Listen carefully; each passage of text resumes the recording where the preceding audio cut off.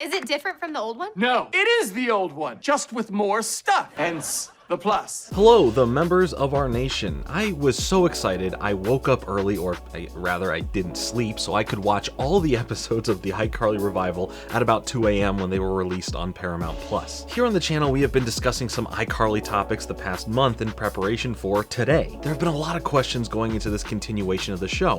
Will it hold up?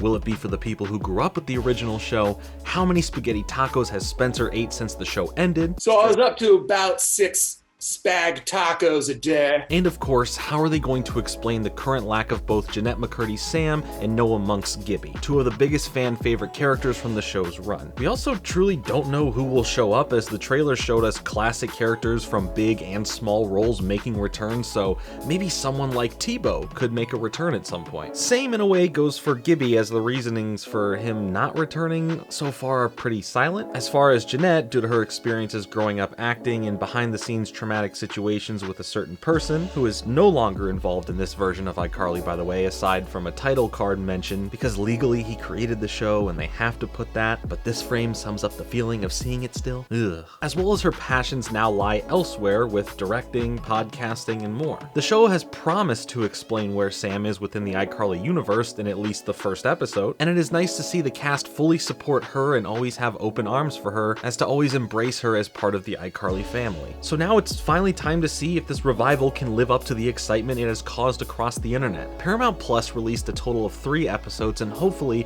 we'll have a release schedule for the rest sooner rather than later. And before we start looking at it all, I just want to remind you that if you end up not liking this new revival of iCarly, that is okay. And in no way does that ruin the original if you are a fan of it. We always have the original and nothing can take that away. If you end up enjoying and liking the revival, then that's great, and it means we have 2 great iterations of the show. I feel a lot of people go after reboots as if it ruins the original show as well, but the original show will always remain there, untouched and not affected by whatever said reboot does. So just remember, at least for yourself, that if you're not into all the reboots happening recently, the originals will always be there the way that you remember them. I, for one hand, am personally offended. Now that that is out of the way, thank you so much for checking out this video. Let's talk all about this iCarly revival, and drop a like if you enjoy the video. It helps it out a lot and I truly do appreciate it. Ooh, y'all doing like a furry thing.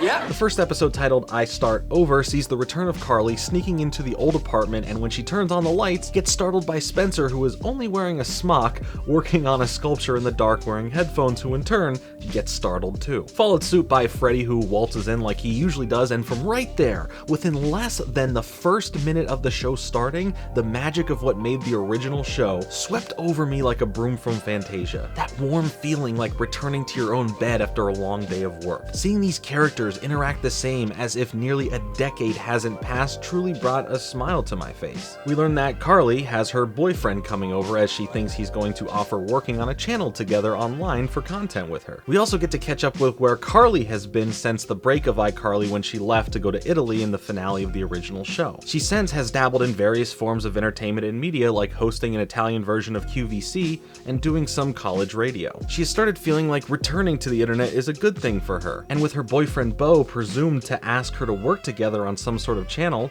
her confidence to return spikes up, as she doesn't believe she's ready to do it on her own. Here we meet Bo, who, while she starts going live to capture the moment of the channel starting again, Bo actually breaks up with Carly, live, in front of tens of thousands of people. A couple of notes I want to mention here is, 1, while we see the Pear logo on all the electronics again, I guess pear-shaped phones are out and we're just going with the practical rectangle. And 2, this guy looks and sounds a little too similar to Chase Matthews from Zoe 101, with slightly less bushy hair. I know that doesn't add anything to the video, but I got hyper fixated on that and I couldn't unsee it. Going forward, in the next scene after the intro that keeps the same jingle as the original, which is literal music to my ears, we meet Harper, Carly's roommate. They actually live down the hall from the original apartment and from Freddie, but we'll get to Freddie's situation here in a minute. I think there was a big worry here that Harper was going to be used as a replacement for Sam, but she isn't. She fills in a new role with a new dynamic for Carly in her life. She has her own ambitions of being a stylist and is a great support in Carly's life in helping her navigate the dating world, and as we see in following episode's a huge help in marketing the new era of iCarly. Sam, though, is clearly missed, and I wanted to wait until later to speak on this, but it feels like a natural spot, so let's just discuss it now. They do give a reason for Sam not being there, and it's one that not only makes sense and respects the character of Sam, but leaves the door open if Jeanette ever wants to come back to acting. But like I said, with having more adult themes in the show, her absence is greatly felt in most situations. That's not to say that the show doesn't work without her character, but having her around to collab on the web show with Carly again and have her be somewhat of a big sister type to Millicent, a character we'll discuss here shortly, would have been nice to see. Also, you may have noticed that the original apartment, Spencer's apartment, is similar but completely redone with a more modern and bougie look. It's because Spencer is now rich, like really rich, like gold in your drink rich. He actually accidentally made a sculpture that was purchased for a large sum of money. It was a marshmallow sculpture of the White House, with part of it being melted. While it was interpreted as something more meaningful, it was accidentally done because of Spencer's history of things randomly combusting into fire, and I thought that was a smart, fun little detail that makes this new world they built here still feel attached to the original even more. Freddie has had quite the journey over the years. He has gone through 2 divorces, had a failed startup company, and is now back at home with his mom. Now with Millicent, his adopted daughter from his ex-wife's previous relationship, so he definitely has a lot going on. In the original show, we watched Freddie go from a dorky little kid to, well, still a dorky young adult, and now seeing him with boy band hair and some facial hair it's still hard to get over from remembering when we first saw him on the show. Millicent is an interesting character as well. She grew up with the social media age. She's up on the latest trends and is highly ingrained in the cultural zeitgeist of what's trending, all the way to cancel culture. I know that sounds like it could be cringy, but it's handled a lot better than I thought it would be. It laughs at the absurdness of it all in a satirical manner that doesn't materialize it, but to teach lessons learned around it and doesn't make it the only crutch for comedy in the series. That's a very tough line to play with, but I think they played it perfectly. Millicent, though, plays a back and forth game with Carly. She actively enjoys poking fun at iCarly and just Carly in general, but as I think we will see as the show goes on,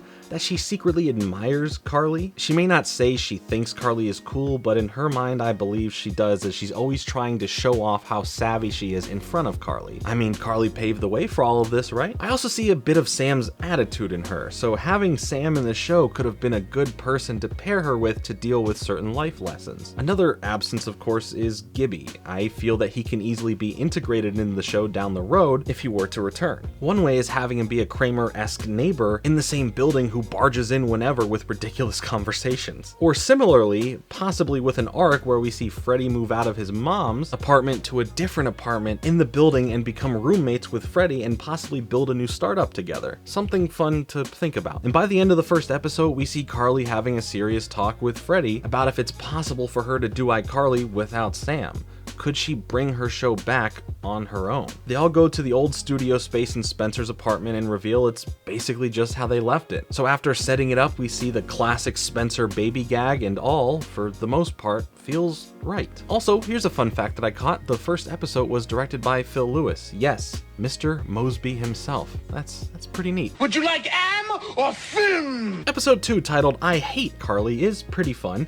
It plays with a lot of the references of the original show. Carly is dealing with a hater in her comment section and decides to kindly confront them as they live in Seattle as well. Here is where we have the return of Nora. Yes, I psychos Nora. Yes, I still psychos Nora. Yes! Hashtag Super Psychos, Nora has returned. We know she was coming thanks to a brief clip in the trailer for the show, but we jump straight into her return in episode 2 of the new series. And she plays this red herring type character, as Carly now suspects her as the person hating on her, as she keeps popping up in the same places that she's at, and is still pretty out there creepy wise, and her decade of therapy, as she puts it, has gone right out the window. The episode tells you though which person between two people the hater truly is. They made it really obvious and clearly just tell you, but Carly has to spend the episode figuring that out. And while I like the reason why the character grew a hatred for Carly, I wish the episode played along with the mystery more and built up a more surprising reveal. So while still a fun episode, it felt like it wasn't executed as best as it could have been for storytelling purposes, but the baseline premise was still decent and I enjoyed it. And it was also good to see Nora working on herself, even if it didn't last for long. Can I take this? No! Can I take this? No. Episode 3, ifauxpologize, finds Carly at the center of a meme that is now helping promote iCarly to a larger audience. The only downside is that it hurts Spencer's artistic work and him in general, causing him to take aim at online content creation art, influencers, and the social media age in an exhibit to get back at what feels is his art not being appreciated or taken seriously, as well as Carly not respecting him. This is the episode that also contains the recreation of the famous interesting meme with Carly on the computer drinking a can of soda, as well as Millicent following suit in doing so. Anyway, the show feels like Friends. And not just in the sense of feeling like a more adult sitcom, but in the fact that we know these characters. We know this world, and it feels like a natural return more than most reboots, revivals, or continuations ever could confidently make. I enjoy seeing these people again, and I enjoy the new characters brought onto the show. Of course, missing Sam and Gibby is something that hurts, but at least the door is open. More specifically open for Sam, as Gibby isn't brought up, at least yet, but it's open. There are wonderful callbacks to the original show, and it respects the audience that grew up with that version, and brings you back in as an equal that aged with you. This was a pleasant surprise. In fact, it was way better than I had hoped for. Now that being said, this was only the first 3 episodes. We still have a whole season to be released over time to truly get the bigger picture here. But overall, this was great. So in this coming back, I guess some things are meant to be. So I will leave the rest up to them to continue this story. So that was the revival of iCarly so far. I am curious to hear your thoughts on this take on iCarly. Does it have the same feel of the original show in your opinion? You know, just with some more risque themes, cursing, and drinking? Let me know your thoughts down below in the comments. I will of course still cover iCarly in the future, whether that be the original show or when new episodes come out for the new continuation of the show. Next Friday I have a video about Victorious coming out, as well as more cartoon goodness and a bunch more content that I'm having fun making, so I hope that you're enjoying them as well. I appreciate you taking the time to watch this video, and please leave a like as it truly does help out the video a lot, and I really do appreciate it. Subscribe to be a part of my journey through movies and television and how these films and shows affected my life from the past and present. As always, I will see you soon with another video, but until then, later.